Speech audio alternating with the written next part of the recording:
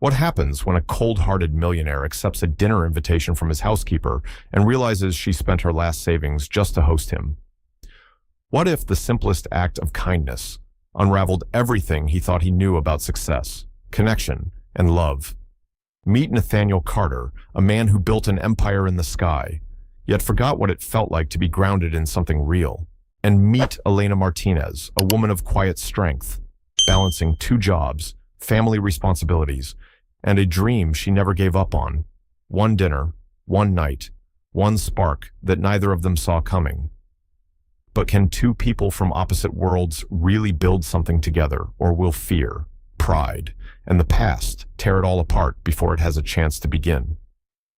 This isn't just a story about wealth and romance. It's about trust, sacrifice, and the power of a meal shared not out of abundance, but out of love. If you're ready for a story that will stir your heart, make you believe in second chances, and remind you that home can be found in the most unexpected places, don't forget to like, share, and subscribe to Shining Stories. Now, let's begin. A wealthy businessman once agreed to have dinner at his housekeeper's modest home. But when he discovered that she had spent her last bit of savings preparing the meal, something inside him began to shift. The glossy profile from last month's Visionaries of Tomorrow magazine still sat crumpled on Nathaniel Carter's mahogany desk. Its headline, "The Heartless Genius Behind Skyline Capital," catching the light, almost mocking him. With a flick of his wrist, he tossed it into the trash bin. "You're late," Nathaniel said flatly, glancing at the antique watch on his wrist as Elena Martinez stepped through the doors of his penthouse.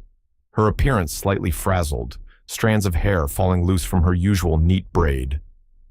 "I'm so sorry, Mr. Carter," she breathed out, catching her breath. "My younger brother, Leo, had a job interview. I promised I'd drive him. And then my car broke down." "Say, the charity auction is tonight," he interrupted sharply, motioning toward a disheveled pile of crisp designer suits laid across his Italian sofa. "Everything must be flawless. These need to be pressed immediately." Without another word, Elena nodded, gathered the clothes, and quietly disappeared into the laundry room. Nathaniel turned back to his laptop, eyes scanning the projections for a new luxury condo development uptown. Numbers, always reliable, always controllable. From the study entrance, a voice broke the silence. "You ever think about cutting her some slack?" It was Lucas Grant, his longtime business partner, and the only person who still dared to speak to him like a human being. He adjusted his glasses as he stepped into the room. "She's the most dedicated staff member you've got." "Dedication is the baseline," Nathaniel replied, not lifting his gaze. "Not something to be celebrated." Lucas sank into a leather chair with a sigh. "This is why half the office calls you the Frost King." "They can call me whatever they want," Nathaniel replied coolly, finally meeting his friend's eyes. "As long as they keep signing the deals." Carter and Grant Properties hadn't become the city's fastest-growing firm because Nathaniel had time for pleasantries. It had grown because he was relentless, sharp, focused, and completely detached. "You're brilliant in business," Lucas admitted, "but maybe you're failing at everything else." Nathaniel exhaled through his nose and turned back to the glowing screen. At 35, he had amassed more wealth than most would in 3 lifetimes. A penthouse above Manhattan, a fleet of imported cars, his name printed regularly in top 10 most eligible bachelors lists. What else could life possibly offer? Later that day, just as Elena was gathering her things to leave, she hesitated by the doorway purse, clutched tightly in both hands. "Mr. Carter," she said softly, eyes darting to the floor. "I know this might be out of place, but I'm hosting a small dinner at my apartment this Saturday. It's my brother's birthday." Her voice was gentle. "He's a huge admirer of your work. It would mean a lot to him and to me if you came." Nathaniel blinked, stunned. No one had ever invited him to their home, especially not an employee. Before he could compose a polite refusal, Lucas cut in, smiling widely. "He'd love to come," he said smoothly, ignoring the icy glare from Nathaniel. "What time should we be there?" 7, Elena beamed, scribbling the address on a small notepad. "It's nothing fancy, Just home-cooked food and some good company. As soon as she left, Nathaniel turned sharply to Lucas. Why would you— I don't attend social events with staff, Nathaniel muttered, still staring at the address Elena had written. Exactly why you should, Lucas replied calmly. You need to remember there's life beyond these marble floors and stock portfolios. One dinner won't kill you. It's completely inappropriate, Nathaniel objected. She's an employee, not a friend. Lucas didn't flinch. What's inappropriate is forgetting where you came from. Not all of us were born with wealth, and if I recall, neither were you. Nathaniel said nothing, but his jaw clenched. His carefully buried past, the one erased from interviews and bios, still knew how to sting. That night, Nathaniel sat at his desk, reviewing the final proposal for the Hudson Heights project, a development he believed would redefine his legacy. The phone rang. Carter. Nathaniel, it's Martin Blake from the City Planning Board. Nathaniel straightened. I trust you've reviewed the proposal. We have. A pause. And I'm sorry to inform you, the board is going with Claire Donovan's plan instead. He froze. You're joking. Her vision included broader community involvement and affordable housing initiatives. The board felt it showed more heart. The line went quiet. Claire Donovan, his fiercest competitor, had outmaneuvered him, not with numbers, with compassion. For the first time in years, Nathaniel Carter questioned if he had lost touch with the very people he was supposed to be building for. He picked up Elena's notepad. That dinner, once an inconvenience, now felt like a door back to the world he'd shut out. On Saturday evening, his sleek Aston Martin looked absurd among the older sedans and pickup trucks lining the narrow street of Elena's neighborhood. He checked the address again, eyebrows raised at the tiny brick house with the tidy front yard. Remind me why we're doing this, he asked, stepping onto the curb. Because tonight, you get to be a human being, Lucas replied, lifting the bottle of wine he brought. Nathaniel adjusted his tie, a gesture more out of nerves than habit, and knocked. The door opened. Elena stood there in a simple navy dress, her hair cascading past her shoulders. She looked different, softer somehow, but her smile was the same, warm, unassuming, sincere. Mr. Carter, you came, she said, eyes brightening. And Mr. Grant, welcome. Please, come in. The moment he stepped inside, Nathaniel felt like he'd entered another world. The house was small but alive, full of color, laughter, and the comforting scent of home-cooked food. Framed photos covered the walls. Handmade throws draped the armchairs. It was the kind of warmth no designer could replicate. Let me introduce you, Elena said as she guided them into the living room. This is my brother, Leo. A young man stood up, eyes lighting up. Mr. Carter, I've followed your work for years. The Carter Square project, your multi-use concept, brilliant. Nathaniel extended his hand, caught off guard by the young man's genuine admiration. Thank you. Are you in real estate? Architecture student, Leo answered. Just started interning at Mason & Ford. Nathaniel nodded, a flicker of respect showing on his face. That's a solid firm. They do good work. Leo. Elena beamed and continued with the introductions, leading them toward the dining area where something deeper than food was waiting to be served. And these are my cousins, Sophia and Diego, Elena said warmly, as she guided Nathaniel and Lucas through the cozy living room. And this is my Aunt Lillian. Then she approached a woman seated by the window, her frame small but dignified, wrapped in a floral shawl. Her silver hair was pulled back neatly, and her sharp eyes studied Nathaniel with quiet intensity. And this is my grandmother, Lucia. Grandma Lucia didn't hesitate. So, this is your boss, she asked in a thick accent, her gaze unwavering. The one who makes you work like a machine. Grandma, Elena whispered, clearly embarrassed, but Nathaniel chuckled, surprisingly unbothered. It's a pleasure to meet you, ma'am, he said gently. And I suppose, guilty as charged. Tordio, as Elena excused herself to check on dinner, Nathaniel suddenly found himself surrounded by her family, They weren't shy, asking questions about city zoning, architecture, and how buildings don't fall over with so much glass. And, strangely, he didn't mind. For once, the curiosity wasn't laced with hidden motives or business agendas. It was simply real. From across the room, Lucas raised his wine glass in Nathaniel's direction with a grin that said, "Told you so. Curious." Nathaniel wandered toward the kitchen. Elena was standing at the stove, stirring something rich and aromatic.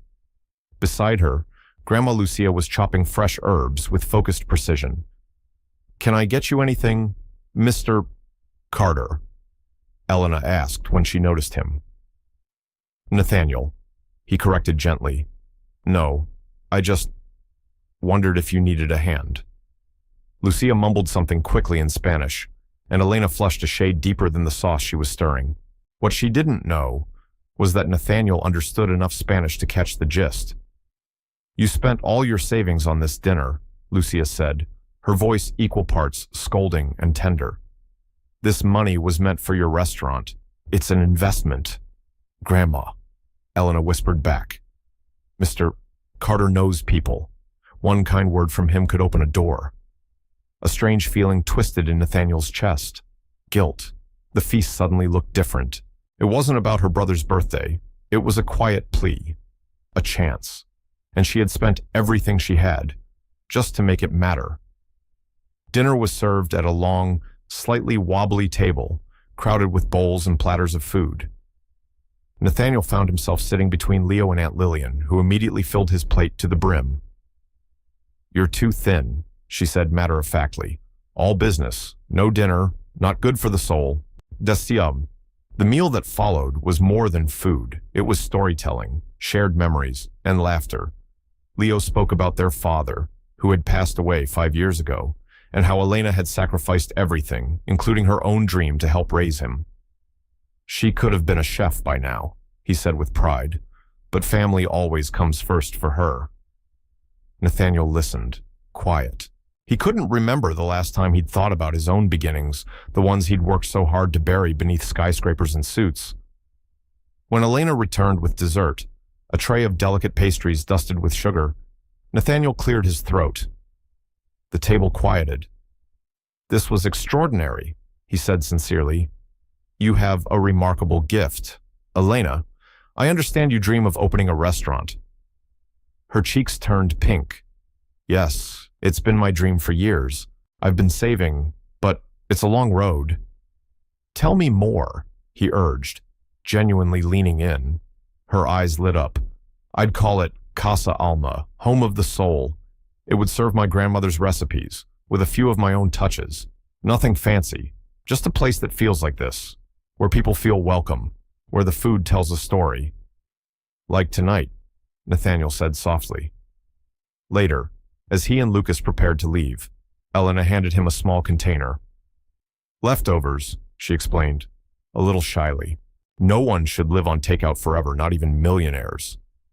Nathaniel took it, and for the first time in years, something inside him felt full. The small container of leftovers sat warm on Nathaniel's lap during the ride home, a simple gesture. Yet it stirred something deep inside him. No one had cared about what he ate or how he lived in years. Not really. His carefully built walls of status, control, detachment felt just a little more fragile now. "Thank you," he had told Elena as they said goodbye, the words heavier than she probably realized. Halfway back to the city, Lucas finally broke the silence. "So, not so terrible after all." Nathaniel kept his eyes on the road ahead, watching the glow of Manhattan inch closer. "It was unexpected," Lucas chuckled. "You mean you didn't expect actual human connection?" Nathaniel didn't answer, but he didn't let go of the container either. It was more than leftovers now. It was a reminder that something inside him had begun to shift. By Monday morning, the container was empty but still sitting on his desk. The food had been better than anything from his favorite 5-star kitchens. Maybe it wasn't the ingredients. Maybe it was the heart behind it. When Elena arrived that morning, Nathaniel asked her to step into his office. "I wanted to thank you again for Saturday," he said, his voice a bit more formal than he intended. "I've been thinking about your restaurant idea." She looked startled, pausing with her cleaning supplies in hand. "You have—" "Yes, I'd like to hear more. What kind of place do you envision? Location, timeline, funding?" At first hesitant, Elena slowly opened up. The moment he gave her space to dream, she filled it with quiet conviction. She told him how she'd been saving for 5 years, taking business courses at the local community college in the evenings. She had a name picked out: Casa Alma. The concept was clear in her mind: traditional roots, modern flair, a place that felt like home. "I've saved nearly half of what I need," she explained. "Maybe in another year or two, I'll be able to start looking at small spaces." Nathaniel listened intently. "Would you mind," he said thoughtfully, "if I looked into a few properties for you, just to give you some ideas?" Her eyes widened. "That would be incredible. Mr. Carter." He gave her a small smile. "Nathaniel," he reminded her, "especially when we're talking business." After she left, Nathaniel picked up his phone and called Lucas. "I need you to check out available restaurant spaces in emerging neighborhoods," he said. "You starting a new investment branch?" Lucas teased, "Something like that." Over the next few weeks, Nathaniel found himself noticing things about Elena he had never taken the time to see. The way she remembered how he liked his coffee, the way she hummed softly while wiping down countertops, her quiet strength and that spark of determination in her eyes. Without fully realizing it, he began making small adjustments to ease her workload, putting away his own dishes, using coasters, picking up after himself, something he hadn't done in years. One morning, as she entered the apartment, he caught himself smiling. "You're in a good mood today," she commented, hanging up her coat. "I found a property yesterday that might interest you," he replied. "Corner lot, great foot traffic, recently updated kitchen." Her eyes lit up. "That sounds perfect, but it's probably way out of my price range." "Not necessarily," he said, handing her the listing. "The owner owes me a favor. Take a look." That evening, Lucas stopped by with Thai takeout. He leaned over the table and raised an eyebrow as he caught Nathaniel reviewing floor plans and restaurant budget templates. "I haven't seen you this focused on someone since college," he said casually. Nathaniel shut the laptop with a thud. "It's not like that. I'm just helping a driven entrepreneur." "Right," Lucas smirked. "That's why you asked me about her favorite flowers yesterday." "Market research," Nathaniel muttered. Lucas sat back and studied him for a moment. "You do realize she works for you, right? There are power dynamics involved." Nathaniel's expression turned serious.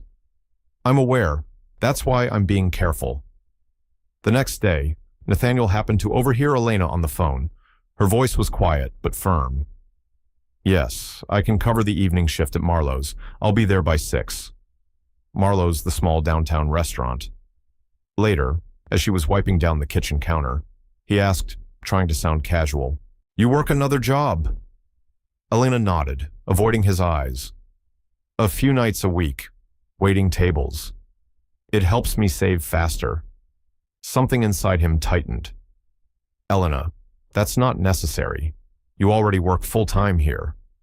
She smiled softly. "Dreams don't fund themselves. Nathaniel, and my family, still needs me."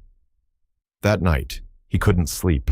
The thought of her running between 2 jobs, spending herself thin, it gnawed at him more than he wanted to admit. This wasn't just admiration anymore. His feelings had crossed into something deeper. After several days of searching, Nathaniel finally found it, a charming little corner property in a lively, growing neighborhood. It had everything: great visibility, updated kitchen, and a flexible 5-year lease. It was perfect for Casa Alma. He drafted lease terms that leaned heavily in her favor. This wasn't a transaction. It was a chance to give her the start she deserved. When Elena mentioned she had a rare day off the following Tuesday, Nathaniel made a plan. He'd stop by her house, show her the folder, let her decide. No pressure, just possibility. Tuesday evening, he parked in front of her home, proposal in hand. For reasons he couldn't quite name, his heart was pounding. He approached the door just as laughter floated out through an open window. Her laugh. It made him smile, until he heard another voice. Elegant. Familiar. Elena, darling, your food is unforgettable. I'm telling you, Casa Alma would be the perfect centerpiece for my new development project. Claire Donovan. Nathaniel's blood turned cold. He knocked harder than necessary. When Elena opened the door, she looked surprised and then uncertain, reading his expression. Nathaniel, this is unexpected, she said. Her smile didn't quite reach her eyes. Behind her, Claire rose from the couch, a champagne glass in hand. Well, Nathaniel Carter. What a small world. His mind raced. The dinner, her questions, her sudden interest in real estate. It all fell into place, darkly. He looked at Elena. Can we talk? Outside. She led him to the small backyard, brows furrowed. What's wrong? Why are you... I should be asking you. He cut in, sharp. Claire Donovan. Was this whole thing a setup? Get close to me, learn my strategies, feed them to my competitor. Elena's eyes widened. What? No, she said, stunned. Claire is my cousin. I didn't even know you two had history until tonight. His voice turned cold. Your cousin. The woman who just took the Hudson Heights deal from under me happens to be your cousin. And you never thought to mention it. Why would I? She shot back, voice rising. I'm just your housekeeper. She immediately looked away, regretting the words. I'm sorry, she whispered. I don't go around announcing my family tree to my boss. Claire reached out after tasting my food at a family gathering. That's all? Nathaniel stood frozen, the proposal folder limp in his hand. I trusted you, he said, voice low. Nathaniel, please, this isn't what you think. Don't come back to work, he interrupted. I'll have your final check sent over. And with that, he turned and walked away. Elena's voice followed him, calling his name, full of confusion and pain. But he didn't turn back. Whatever fragile thing had begun to form between them, hope, trust, maybe even more, had shattered like glass underfoot. The next morning, Nathaniel returned to the man he had spent years perfecting, cold, distant, and unreachable. Before Elena's usual arrival time, he called his assistant. Maya, find a new housekeeping service immediately, he instructed. What about Elena Martinez? She asked, caught off guard. Is something wrong with her work? Just do it, he snapped, ending the call. That afternoon, Lucas arrived at the office to find Nathaniel already there, hunched over spreadsheets, blueprints, and files. He barely looked up. You're in early, Lucas noted. Everything all right? Nathaniel didn't glance away from his screen. Elena is Claire Donovan's cousin, he said flatly. I found them together at her house last night. Champagne, smiles, talking about business. Va. Lucas sat down slowly. And... Nathaniel finally looked up, eyes full of a storm he didn't know how to calm. Claire stole the Hudson Heights deal. Elena has been working in my home for 2 years. She's seen everything. She probably fed Claire the inside scoop the entire time. Lucas raised a brow. That's a huge leap to make from one evening visit. Nathaniel leaned back, exhausted and bitter. It wasn't just the visit. She got close to me, made me think... He stopped himself, rubbing a hand over his face. It doesn't matter. She's gone. You didn't even let her explain. There's nothing to explain. He turned back to the screen, shutting the conversation down. From that day forward, Nathaniel buried himself in work. He stayed late, snapped at colleagues, slept rarely, ate whatever the new cleaning service left behind, which, despite their professional polish, never quite filled the empty space in his home, or in him. One evening, Lucas stopped by and found him in the kitchen, staring at something on the counter. It was still there, the small container Elena had once packed for him with a shy smile. Have you called her? Lucas asked gently. Nathaniel didn't answer. He picked up the container and dropped it into the trash. Why would I? Because you're miserable, Lucas said softly. And I'm willing to bet she is too. Yucks. Nathaniel said nothing, But that night, he sat in the dark, staring at his phone. Elena's contact lit up on the screen. His thumb hovered, then dropped. He tossed the phone aside, jaw clenched, elsewhere in the city. Elena sat by the window of a tiny apartment, her hands wrapped around a chipped mug of tea. She was, in fact, miserable. The abrupt dismissal had left her shaken not just financially, but emotionally. The silence hurt more than the loss of income. Claire, ever ambitious, visited again with yet another offer. Elena, this is your dream. You've been saving for it for years. My new project would be perfect for Casa Alma. I'll fund everything. You'd finally have your restaurant. But Elena shook her head. It wouldn't feel right. Claire sighed, watching her cousin carefully. This is about Nathaniel Carter, isn't it? We weren't close, Elena replied quickly, then more softly. At least, I didn't think we were. Claire tilted her head. You have feelings for him. Elena looked away.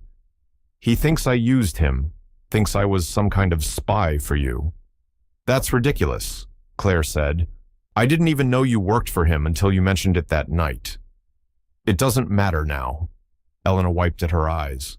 He made up his mind. It's over. The weeks passed, turning quietly into a month. Nathaniel stayed buried in his empire. Elena found work again at a new house in Queens and kept her evening shifts at Marlowe's. The rhythm of survival returned, but the light she once carried flickered lower. And still, neither of them could bring themselves to forget the taste of that one dinner, or everything that had almost begun. Nathaniel buried himself in work, refusing to acknowledge the worry in Lucas's eyes each time he passed by. Late one evening, while scanning real estate listings, something on his screen made him freeze. Claire Donovan's latest development project, the Glenview Collective, had just updated its public webpage. There it was, a flagship restaurant named Casa Alma. Opening next month. The betrayal hit like a punch to the gut. He felt the blood rush to his ears. She'd moved on. With Claire, with his competitor, with his dream for her.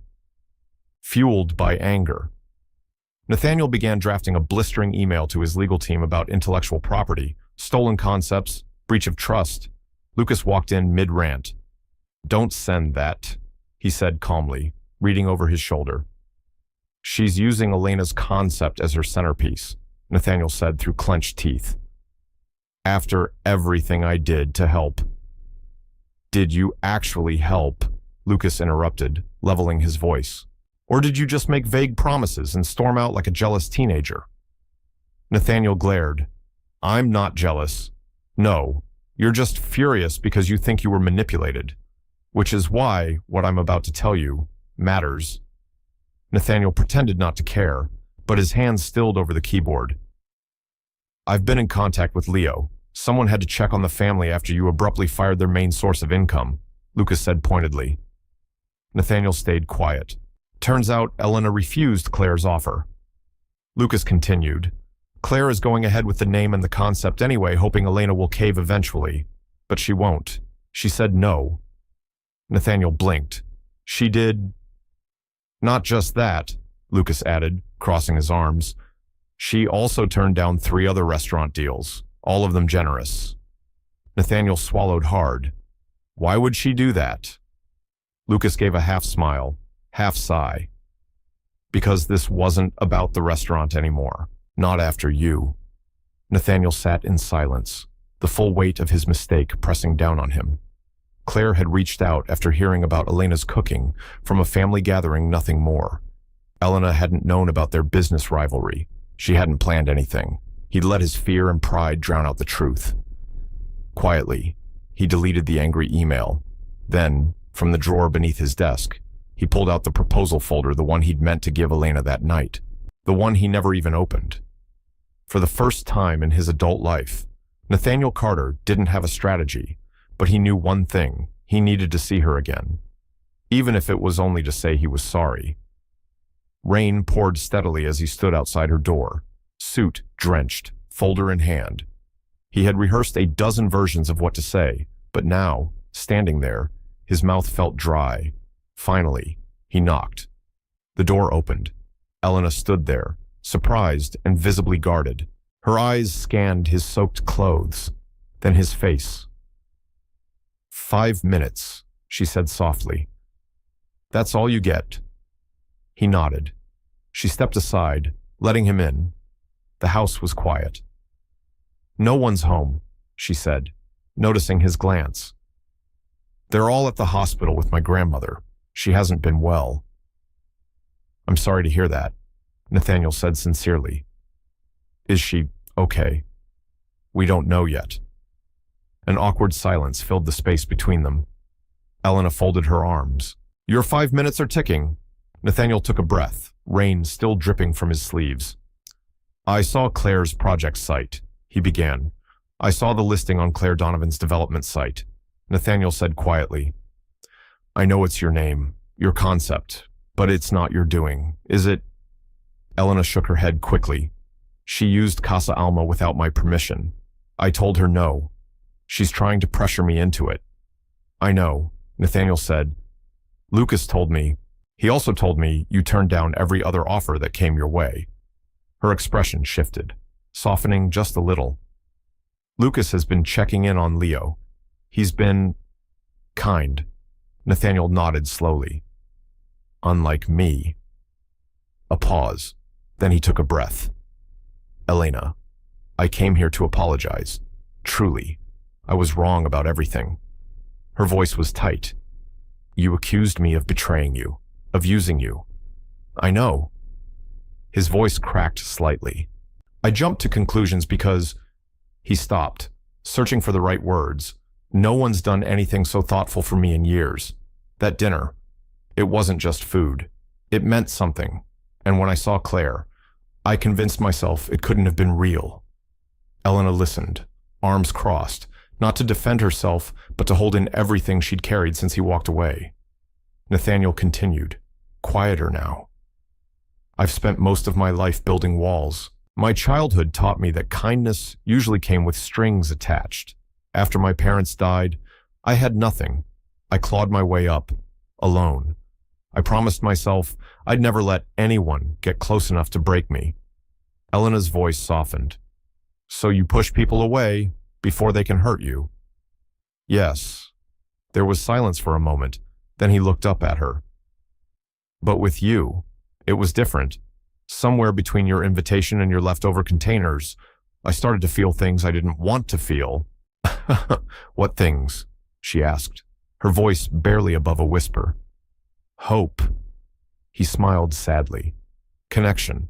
For the first time in years, I looked forward to someone's voice, someone's smile, yours. A tear slipped down Elena's cheek. Then why didn't you just ask me about Claire, about any of it? He let out a short, regretful laugh. Because I'm an idiot who fell in love with you, and then destroyed it because I was too afraid to believe someone could truly care about me. Her breath caught. You love me. Nathaniel stepped closer. I do.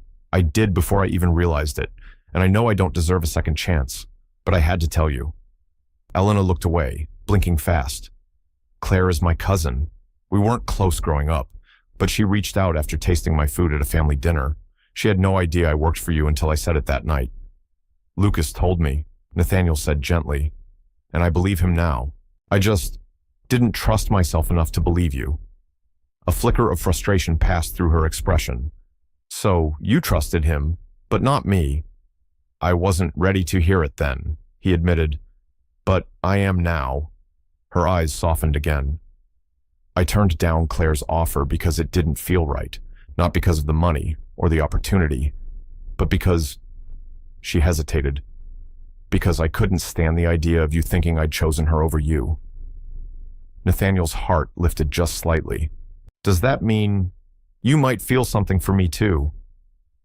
Before Elena could respond, the front door burst open. Leo stood there, soaked from the rain, breathless and panicked. Elena, he called. It's Grandma. She's had a stroke. They've taken her to the hospital. It's serious. Elena went pale. How bad?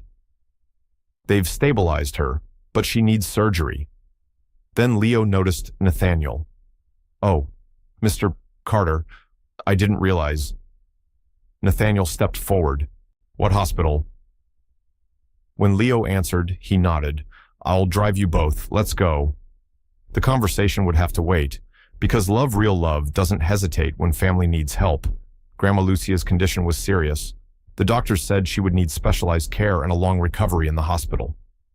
As they hurried through the entrance, Nathaniel trailed just behind Elena and Leo. He heard Leo whisper, "How are we going to pay for this? Insurance won't cover everything." Elena gave his hand a gentle squeeze. "We'll figure it out. We always do." Before they could reach the elevator, Nathaniel stepped forward and gently touched Elena's arm. "Let me help with the medical expenses." She stopped short and turned to face him. "We don't need charity, Nathaniel." "It's not charity," he said, his voice steady. "It's friendship, or whatever this is between us." Elena's eyes filled with quiet resolve. "I appreciate it, truly, but we'll manage. We always have." As she walked away beside her brother, Nathaniel stood still for a moment, watching her go. It hit him, then, the truth he'd avoided his entire life. Money couldn't solve everything. What she needed wasn't a check. She needed respect, partnership, belief in her, things he hadn't given her. Not yet, but he would. 3 days later, he returned to the hospital. A folder was tucked under his arm. He found Elena alone in the waiting room, her eyes tired, shoulders drawn with exhaustion. "How's your grandmother?" he asked softly.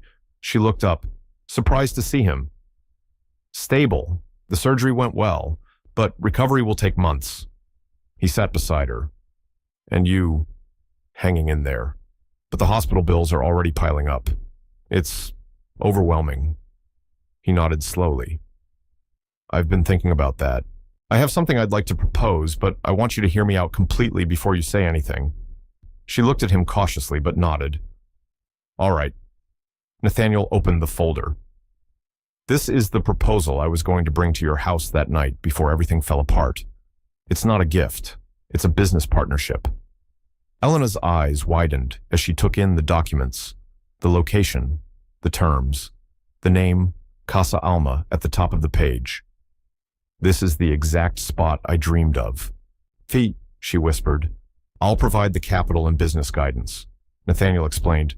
"You'll bring your vision, your recipes, your leadership. We'll be equal partners, 50-50 on everything." He paused. "The restaurant will be entirely yours. Your kitchen, your story. I'll stay in the background unless you ask for input." She blinked, absorbing it all. "And the hospital bills. The partnership comes with a signing bonus, enough to cover all of your grandmother's care and give you a little cushion to breathe during the opening phase. It's not a gift, Elena. It's an advance against your future success." She stared at him for a long moment. "Why would you do this?" Nathaniel looked into her eyes. "Because I believe in you. I've seen your talent. And because I was wrong. I misjudged you. I failed you. And this is how I start making it right." He reached out not to convince her, but to offer something real. "This offer stands no matter what happens between us. Even if you never want to see me outside a business meeting again. I still believe Casa Alma should exist, because it's beautiful, and because the world needs it." She was quiet for a long time. Finally, she whispered, "It's generous. It's smart," he corrected gently. "It respects your independence, but it also gives me a way to support you without taking anything from you." Elena nodded slowly. "I need time to think." "Of course," he said, rising. "Take all the time you need." As he turned to go, her voice called after him, "Nathaniel." He turned around, heart skipping. Elena stood in the hospital hallway, her voice quiet but sure. "About what you said, at my house, that you had feelings for me." She hesitated. "I do too. I mean, I have them, feelings." He opened his mouth to respond, but she added quickly, "Right now, though, with everything happening with Grandma." "I understand." Nathaniel said gently, cutting her off before she had to explain. Family comes first. That simple sentence, free of ego, full of care, brought a warmth to Elena's face. A soft smile bloomed. Thank you, she whispered. The next morning, Nathaniel was surprised to find her waiting outside his office. I've thought about your proposal, she said, without any small talk. I'm in, but I have one condition. Name it, he said instantly. We dream bigger, not just one Casa Alma, but eventually, a collection. Family-style restaurants that honor where I come from and give jobs to people from my community. Nathaniel's eyes lit up. I was thinking too small. He grinned. Is that a yes? It's a definite yes. Her eyes sparkled again, the same sparkle he'd missed so much. For partners. He offered his hand, formal and sincere, but Elena stepped forward and wrapped her arms around him. Partners, she whispered. In the months that followed, as Grandma Lucia recovered and Casa Alma took shape, something beautiful unfolded between them. They became more than business partners. They became part of each other's lives. Nathaniel started joining family dinners. Leo began interning at Carter and Grant Developments, and Lucas teased Nathaniel mercilessly. You're smiling at work now, he said one afternoon. It's a little terrifying. I'm happy, Nathaniel replied simply. Is that so strange for the former Ice King? Absolutely, Lucas laughed. But I like this version of you. As the restaurant's opening day drew near, their bond deepened. Elena helped turn Nathaniel's sleek, impersonal penthouse into something warm and lived in. He stood by her side during Grandma's recovery and through every late-night menu crisis. One evening, as they finalized the dessert selection on his couch, Elena looked up from her notes. I just realized something, she said thoughtfully. You never told me why you came to my house that night, before you saw Claire. Nathaniel set down his wineglass. I wanted to surprise you with the proposal, but also, I needed to tell you how I felt, that I had fallen for your kindness, your fire, your strength. Elena's eyes softened. And now, he moved closer. Now, I love you even more, for your grace, your stubbornness, your refusal to let me buy your respect.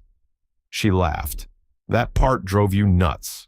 It did, he grinned, but it taught me something important. The best partnerships, in business and in life, are built on equality, on respect. She hesitated for a moment, then took a breath. Speaking of partnerships, once Casa Alma opens, I was wondering, yes, maybe we could explore the other kind of partnership, the personal one. Dion, Nathaniel's heart pounded. Are you proposing something, Ms. Martinez? She smiled, just wondering if the millionaire and his former housekeeper might be able to write their own love story, if he's interested. His reply wasn't spoken. It was a gentle kiss, warm, certain, full of everything they had walked through to reach this moment. And it said yes, to love, to hope, to a future neither of them had imagined. 1 year later, Casa Alma opened its doors. But that's a story in itself. Casa Alma became everything they had dreamed and more, a place where Elena's warmth and culinary heritage met Nathaniel's precision and vision, where family recipes met fine dining, where dreams simmered slowly until they were ready to be served. On opening night, the line stretched down the block. Food critics, local celebrities, and neighbors all gathered, drawn not just by the promise of good food, but by the story behind it. At the center table, radiant in a burgundy shawl, sat Grandma Lucia, now fully recovered, smiling proudly as she watched her granddaughter speak before the crowd. Welcome to Casa Alma, Elena said, voice steady and strong. 1 year ago, this was just a dream. Today, thanks to all of you and especially to my partner in business and in life, it's become reality. Her eyes found Nathaniel's in the crowd. The love between them needed no explanation. It simply was. Dreams don't always unfold the way we expect, Elena continued, as Nathaniel stepped up beside her and gently took her hand. Sometimes, They take a few detours and lead us somewhere even more beautiful. To unexpected partnerships, Lucas called out, raising a glass. And to the magic of a home-cooked meal, added Claire Donovan, now a friend, no longer a rival. The celebration carried into the night music. Laughter and the mouth-watering aroma of Elena's signature dishes filled the air. But just when the noise reached its joyful peak, Nathaniel leaned in close. "There's something I want to show you," he whispered. "Where are we going?" Elena asked, intrigued. "You'll see." He guided her through the kitchen, past the staff she now called family, and up a hidden staircase at the back of the building. When he opened the rooftop door, Elena gasped. Under a sky full of stars, a secret rooftop garden awaited her. Twinkling string lights danced in the breeze. Raised beds overflowed with herbs, greens, and vegetables, all her favorite ingredients. "Nathaniel, it's beautiful," she breathed. "When did you do this?" "It was supposed to be ready for opening night," he said with a shy smile. "But I wanted it to be perfect. Now, you can grow your own ingredients right here, on your roof." "Your room." She wandered through the space, fingers brushing rosemary and basil, her heart full. When she turned back, he was on one knee, a small box in his hand. His voice was soft, but certain. "Elena Martinez, you taught me that real wealth isn't in buildings or bank accounts. It's in shared meals, held hands, and having the courage to be seen fully and honestly." Tears filled her eyes. "A year ago, I was lost cold and alone behind glass walls and marble floors. But then you walked in, with dinner leftovers and an open heart, and everything changed." He looked up, eyes shining. "Will you marry me?" Her voice trembled. Yes, I will." And as they embraced under the stars, Elena and Nathaniel began their next chapter, not as employer and employee, not as business partners, but as two people who had dared to believe in something more. Below them, the restaurant glowed. Leo animatedly shared design sketches with Lucas for the second Casa Alma location. Grandma Lucia laughed, retelling stories of Elena's first cooking disasters. Claire huddled with Elena's cousins, discussing community partnerships, and up above it all, on that garden rooftop surrounded by rosemary, thyme, and light, a millionaire, and the woman who once packed him leftovers found the kind of success money could never buy. Love, respect, home. Because sometimes, the smallest gesture, a meal prepared from the heart, is the one that changes everything. Sometimes, the most extraordinary love stories begin not with grand gestures, but with small acts of quiet kindness. A home-cooked meal, a handwritten note, a rooftop garden filled with herbs and hope. Nathaniel and Elena's journey wasn't perfect. It was messy, uncertain, and full of detours. But in the end, it wasn't about where they came from. It was about what they chose to build together. A love rooted in respect, a partnership founded on trust, and a dream that fed more than just hunger. It fed the heart. If this story moved you, if it reminded you that second chances are worth believing in, that love can bloom even in the most unexpected places, then don't forget to like, share, and subscribe to Shining Stories, where we tell stories that speak to the soul and remind us all of what truly matters. Until next time, stay kind, stay human, and keep shining.